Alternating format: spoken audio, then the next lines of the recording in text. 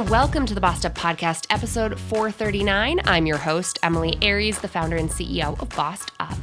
And today's episode was inspired by a recent listener email who wrote in about a really frustrating but very relatable situation that they're facing, having to do with getting consistent lowball offers. And I'm not going to name this person. She didn't want me to quote her directly in terms of what she said in her email, but I'll paraphrase to give you a sense of the problem because I think it's a very common one. This person is frustrated because she's been job searching for about 3 months, and in that time, she has secured 3 job offers, which I think is actually a huge feat. And I'll tell you more about why I think that in a moment. But all 3 offers have been presented to her at about $15,000 below what she considers and has researched to be the national average for the kind of position that she expects or the salary that she feels that she should be receiving based on her experience and skills in the marketplace. So they're coming in low, and she's getting told no when she's trying to negotiate. She's being told that these aren't really negotiable offers. And so obviously that is a frustrating situation to find yourself in, where the going rate of your skills and experiences in the marketplace feel like they're not getting you what you feel entitled to or what you feel you deserve. How do you handle that, especially if you're getting stonewalled when it comes to negotiation? Today, I want to break this down with giving you 3 key things to think about for any job seeker or anyone who's even thinking about job searching in the year ahead. These are the 3 core principles I want you to keep in mind when it comes to navigating a shifting marketplace for talent and dealing with these lowball offers that make you feel frustrated, disrespected, and frankly lost. So here are 3 things I want you to keep in mind. First, the modern job search takes longer than it used to. Back in 2018, Randstad found that it took on average 5 months to secure your next job, and that was pre-pandemic. So with the economic volatility and tight labor marketplace that so many industries have faced over the last few years, I would be very sure that the national average on that front has only increased since 2020. Now, are there differences across different industries? Definitely. But from my vantage point, as someone who's worked strategically with job seekers across industries and across different levels of seniority in recent years, the most strategic job searches that I've supported my clients with in recent years take about a year, especially if you are holding out for a great opportunity.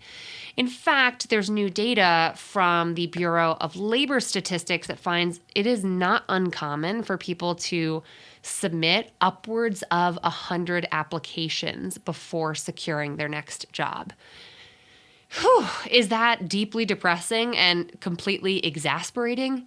Absolutely. But I hope it's helpful to just level set here and recognize that this is not a you thing, and that this takes way longer than it used to. 3 months is far below average when it comes to the turnaround time that folks are making it happen in terms of securing a new opportunity. Now, I'm no financial advisor, but from my vantage point, that old advice about having squirreled away a 3 to 6 month emergency fund is outdated now. Like in an ideal world, and I know this is super privileged and not accessible to most people, or to many people, I should say, but in an ideal world, today's working professionals should expect 6 to 12 months to be the time period that it can take to secure a new job, and should have an emergency fund that is able to cover and float you for that kind of duration in order to make your next best financial move. In the interim, and for those of us who are like 6 to 12 months, like fat chance, Emily, I do not have that kind of cash on hand, I would strongly suggest considering a bridge job to bring in some or any kind of income that helps tide you over financially so that you are able to hold out for the best possible offer and best career move that you can make instead of having to settle for a lowball offer from a place of financial desperation. And there is just no shame in that game. I've got clients who are higher education professionals who have been moonlighting with a bartending job because it brings in a little income. It reduces the economic anxiety involved in keeping yourself afloat. And frankly, it's fun to work with your hands after years of simply working with your head. So just don't be so limiting to yourself to think you can only secure one kind of job and it has to be a great career move. Like freelancing, picking up odd jobs in the interim is a common experience for job seekers today, and there's no shame that should be attached to that. Is that bartending job going to go on her resume? No, it's not. But that's not the point of a bridge job. It's just to tide you over. The second thing to keep in mind here is that supply and demand principles absolutely apply. In the talent marketplace, supply and demand economics are paramount. They underscore every interaction that you're having when it comes to being a job seeker. These employers are trying to get their positions filled as quickly and cost efficiently as possible. And on the other side of the equation, you're looking to maximize your earnings. Both of you are playing a waiting game, but it's different, right? On the one side, it's how long do I have to wait, aka how much money do I have to spend, before I'm able to effectively fill this role. And on your end of the spectrum, it's how long do I have to wait until I can happily accept a great offer? These are the top of mind questions for both parties involved. And so many talent professionals are evaluated based on their time to fill or time to hire metrics, the time in which it takes to go from an open position to a closed deal with a job seeker, a candidate joining the team. And that's designed to really evaluate TA teams or talent acquisition teams' efficiency with filling positions. Now, that's just one metric, but it's a very common metric used to gauge their success. And you'll note that they're rarely evaluated on the quality of those hires, which they can chalk up to all kinds of other factors. If you're not retaining talent, that doesn't necessarily mean it's anything to do with talent acquisition's performance there. So they would argue that it's not their job to retain talent, it's simply their job to acquire talent. So TA folks or recruiters are not evaluated often on the quality or longevity of those hires, but rather they focus on the speed with which they're getting candidates like you over the finish line and accepting their offer. So the more options that they have in their pipeline, in other words, candidates that they can turn to with offers, the better things go for them. And the more options you have in your pipeline, in other words, job offers in hand, the more you can turn down lowball options and negotiate harder for better starting salaries. Now, in recent years, a lot of industries have been navigating full-on talent wars, paying higher and higher salaries to acquire talent and dealing with positions that are difficult or damn near impossible to fill. Now, in 2023, there are many calls for a market correction of some kind. In fact, I heard one leader say that salary expectations got completely out of control in 2020 and pointed to the softening labor market as a good and necessary thing for the health of our economy overall. This can also, of course, manifest in the form of lower offers or even lowball offers, as you are writing in about, becoming more common. At the end of the day, when other people in your profession become more willing to take lower offers instead of holding out for higher paying ones, all workers' negotiating power diminishes. This is why collective bargaining and workers united in the quest for equal pay or fair wages can be such a powerful approach to increasing wages for all of us. And as they say, a rising tide lifts all boats. That said, as an individual candidate, you still hold immense power, especially upon the receipt of a formal offer. Think of it this way. Every single hour that a company invests in your interview process is a sunk cost that they don't want to squander. So once you get to the point of them making a formal offer, your power is huge. It doesn't get any bigger after you accept, right? That is the most powerful moment you have as a prospective employee. They don't want to lose you and waste all the time and money that they've spent thus far. And it's at this stage that you hold the power to walk away from a deal that's not up to your standards, to hold out for something better.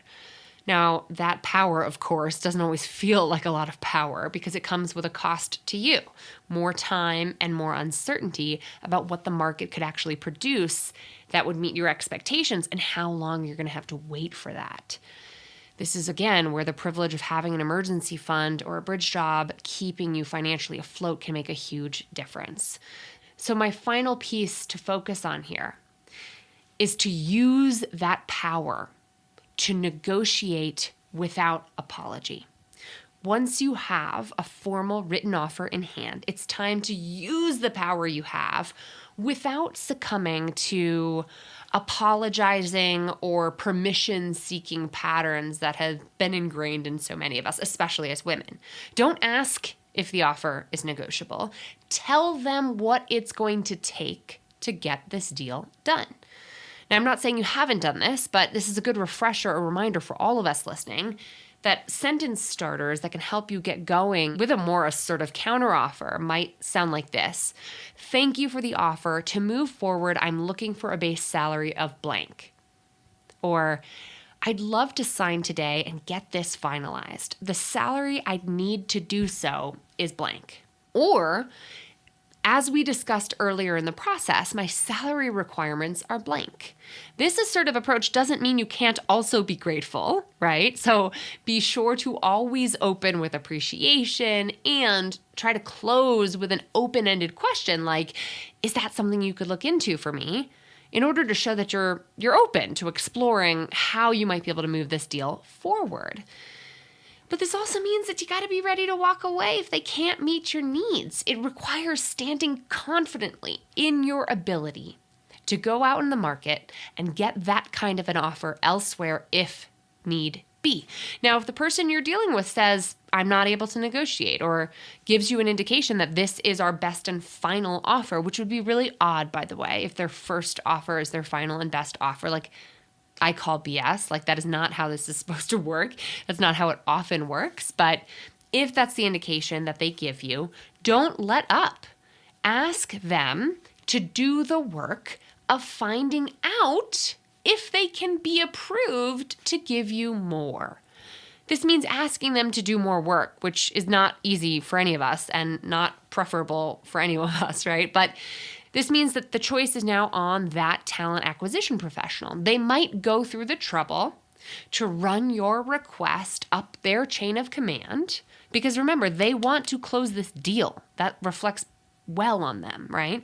So they might go and run your request up their flagpole, or if they have a robust pipeline of candidates waiting in the wing who are all qualified, right? Because your skills in this marketplace are widely available. If that's the case, they're going to say, no thanks. I'm going to go offer this to candidate number 2 or number 3 or number 4.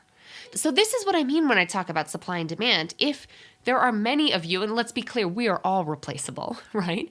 But if there are many candidates with your skills that meet the needs of this open position, if they have lots of options from their talent acquisition side of the bargaining table, they're not going to be that motivated to give you more. In fact, when you quote the national average for your position and the offers you're getting being $15K under that, that national average does not factor into this equation whatsoever. So let's not allow those kinds of macro level statistics to make you feel slighted by offers that are coming in lower than that, or make you feel entitled to anything more. It all comes back to supply and demand in your industry, in your market geographically. So if the folks you're negotiating with have other options, they're just not going to be very incentivized to increase this offer to you. And you're going to have to pound the pavement. You're going to have to put in more legwork. It's going to take you more time to source the higher quality offers that you're looking for. Now, I would argue it's worth it. Because let me tell you, I hear from folks all the time who have resentfully accepted lower offers than they wanted because they felt like they had no other option. The mystery door of continuing their job search felt too anxiety-inducing, or they were financially out of options. And then they felt resentful from day one. If you feel resentful about your employment situation on day one, that is not going to end well. That's not good for your health. And I'm not saying it's an easy thing, because a lot of people have to take jobs they don't want to take. I've had to take my fair share of jobs that I didn't want to have to take, right? That happens. None of us are above that experience. You got to do what you got to do to make ends meet in this world. But it means your job search continues, right? It means you don't unpack your belongings in this new office, right? You are continuing your job search as you move forward. Now, to be clear, this whole thing, this whole system is tremendously unfair. None of these are good options. None of this advice is a silver bullet. And I wish I had easier answers for you, right? But as an individual worker, you just don't know what options or what information the people you're negotiating with have to work with. So as an individual worker, your bargaining power is just limited by a lack of information. There is a systemic solution to this, which would take the onus off the individual entirely, and that is pay transparency. Pay transparency laws have been passed in many states and many cities now, thankfully, spearheaded by Colorado in particular, so I'm very proud of Colorado's work on this front. But federal legislation to require employers to be transparent and upfront about salary bands associated with any role that they're hiring for has languished in Congress, along with all kinds of things that are not getting done in Congress right now. So recognize that until we have broader protections for workers, your information is somewhat limited. So yes, the bottom line here is, in a world of supply and demand economics, where supply and demand economics really influences your options in the job marketplace, your job is to maximize your options by maximizing your power through landing as many possible offers as you can. So if you're motivated to learn more, you can learn all about the fight for salary transparency, along with all kinds of systemic solutions that would help lead to a more gender equitable world at bossedup.org/take-action. And for lots more details and scripts on how to navigate your negotiation, how to counter offer a new job offer, you can get my downloadable, super detailed, and totally free negotiation guide at bossedup.org/negotiation. I hope this was helpful to the person who wrote in, and to you if you're thinking about a job search or trying to negotiate a raise or maximize your employment opportunities in the year ahead. We have lots more job search resources on our website, and I'll drop a link to that resource hub in today's show notes, along with a link to Hired, my on-demand video course for navigating the modern job search and how to maximize your best possible opportunities, which you can learn all about at bossedup.org/gethired. In the meantime, let's keep bossin' in pursuit of our purpose, and together let's lift as we climb.